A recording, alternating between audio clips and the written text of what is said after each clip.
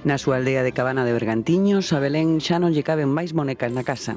Desde que aos 5 anos lle empezou a ilusión de ter unha, non parou de coleccionalas ata hoxe, grazas en parte á familia e amigos. Adora as de porcelana, das que debe ter ao redor de 200. Ela non as conta. A maiores ten, tamén, modernas. Un día dixeronme, mamá, tes que quitar as muñecas do salón porque agora temos que poñer as nosas cousas.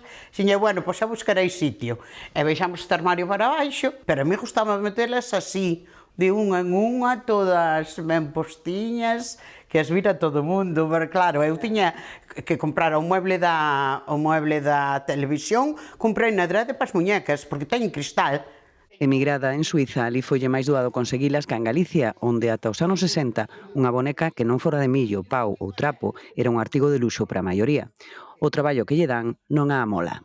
Non acabo en 2 días, Mi madre querida lavarlle toda, volverlle a poñer todo e todo, pero bueno, eu son feliz. Teima en ir a Portugal buscar máis mentres matina que será da colección cando ela falte. Que me dicía mamá, cando morras as túas fillas, antes de tirar con elas. Oye, bueno, despois eu xa non vexo mamá, dicía eu. A miña heredanza, a ver quen a quere. As netas xa sei que non máis van a querer, xa as de porcelana xa non lle gustan nada. Quizáis o seu destino podría estar nun museo como o Melga de Ponteceso. Unha das últimas cesións dunha particular ao Museo Etnolúdico de Galicia foi xustamente unha colección de bonecas de mediados do século pasado que sorprende seguido as e os visitantes desde hai 3 anos. Son 82 modelos distintos das chamadas bonecas de xestos ou de realidade que cedeu a neta da propietaria orixinal.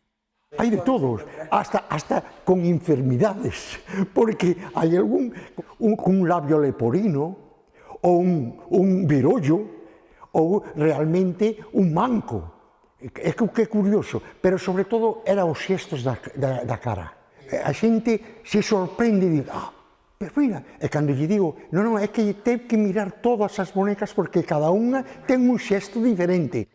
Proceden dunha empresa xogueteira de Alacante que creaba artesanalmente unha boneca distinta cada ano desde 1950 ata 2012, cando xa estaba integrada nas fábricas agrupadas de muñecas de O'Neill S.A., coñecida como Famosa.